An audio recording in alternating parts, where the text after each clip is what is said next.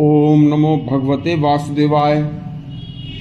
आज के प्रसंग में सुनिए कि क्या भगवान भी किसी के साथ न्याय और किसी के साथ अन्याय करते हैं। काशी नगरी में एक शास्त्रार्थ का बड़ा ही रोचक प्रसंग है। क्या भगवान ऐसा कर सकते हैं? पूरा सुनना। अभी कुछ दिन पहले की बात है। काशी नगरी में कुछ महात्मा सनातन के तथा कुछ दूसरे धर्म के विद्वान बैठे थे। उनमें अभी कुछ दिन पहले की ही बात है, ये एक बहस हो रही थी। तो उसमें एक महात्मा बोले कि भाई, जो कुछ हम देख रहे हैं यह सब पिछले जन्म के कारण है, ऐसा महात्मा जी ने कहा।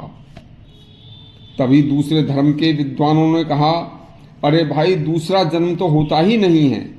यह तो केवल ऊपर वाला मनुष्यों को या अन्य जीव जंतुओं को एक बार ही मुश्किल से जमीन पर इस दुनिया में उतारता है। महात्मा बोले, भाई, ऊपर वाला भी एक रूह, एक जीव आत्मा के साथ तो क्यों न्याय करेगा और क्यों अन्याय करेगा। उसे एक को इंसान का शरीर देगा और दूसरी रूहों को, दूसरी आत्माओं को सांप, कीड़ा, मक्खी, बुरी बुरी योनियों में भेजेगा। देखो, ऐसा क्यों करेगा। एक बाप के दो बेटे हैं। एक बेटा बहुत सुंदर है, दूसरा बहुत कुरूप है। एक बड़ा बलशाली है, दूसरा बहुत ही कमजोर है। एक बड़ा प्रतिभाशाली है, दूसरा बहुत ही अपंग है। एक पिता ने अपनी संपत्ति को दो बेटों में बराबर बराबर बांटा, तो एक बेटे की संपत्ति तो हो गई 10 गुना, 100 गुना, और एक बेटे को रोटियों के भी लाले पड़ गए। सुनते रहना। एक कुत्ता मिश्री का मिला हुआ मीठा दूध पी रहा है। एक कुत्ता एक एक टुकड़े के लिए घर घर भटक रहा है और डंडे खाता फिरता है। यह सब क्या है? अरे, यही तो सब ईश्वर की माया है।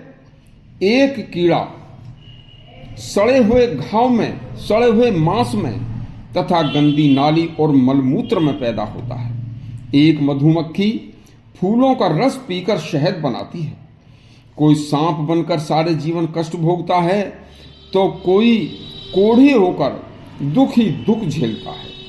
कोई मनुष्य सुंदर घर महल में रहकर स्वादिष्ट भोजन फलों का आनंद लेता है, तो कोई भीख मांगकर सूखी रोटी खाता है। किसी को भरपेट भोजन न मिलने के कारण भूख से कोई तड़प तड़प कर मर जाता है। कोई विद्वान पूजा जाता है, तो कोई बड़ा ही हे दृष्टि से देखा जाता है। कोई अन्न, धन, वस्त्र आदि का दान करता है, तो कोई जीवन भर भीख पर निर्भर रहता है। पुनर्जन्म की वास्तविकता है यह विश्वास दिलाने वाला यह एक ज्वलंत उदाहरण है।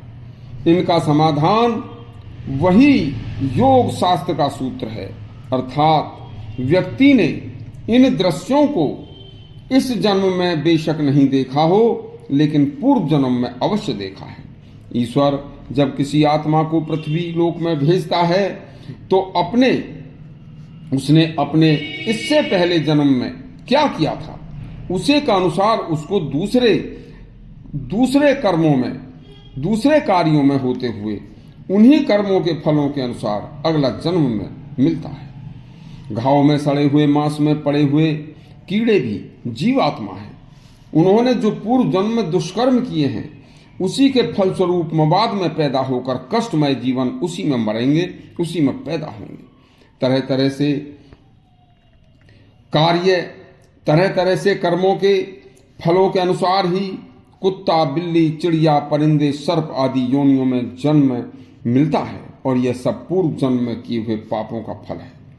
पूर्व में मनुष्य जन्म के कर्म बंधन ही अपने पुनर्जन्म की पृष्ठभूमि है। भारतीय संस्कृति पुनर्जन्म के प्रति आस्थावान है तथा इस आस्था के पीछे अनेक सत्य अटल प्रमाण हैं जो करोड़ों प्रमाण अब तक मिल चुके हैं। कोई धर्म इसे माने या न माने, लेकिन यह 100% सत्य है, वरना भगवान तो सबका बराबर है। वह किसी को बुरी योनि में कष्ट क्यों देगा और किसी को बहुत सुखी आराम क्यों देगा? ऐसी योनि में पैदा क्यों करेगा? ईश्वर किसी के साथ अन्याय नहीं करता, सबके साथ न्याय करता है। देखिए, केवल अपने अपने कर्म फलों के द्वारा ही जीवात्माओं को दूसरा जन्म मिलता है। इस तरह के अनेक न्यायकारी और कल्याणकारी प्रसंग सुनने के लिए हमारा चैनल सब्सक्राइब करें और घंटी दबाएं। धन्यवाद।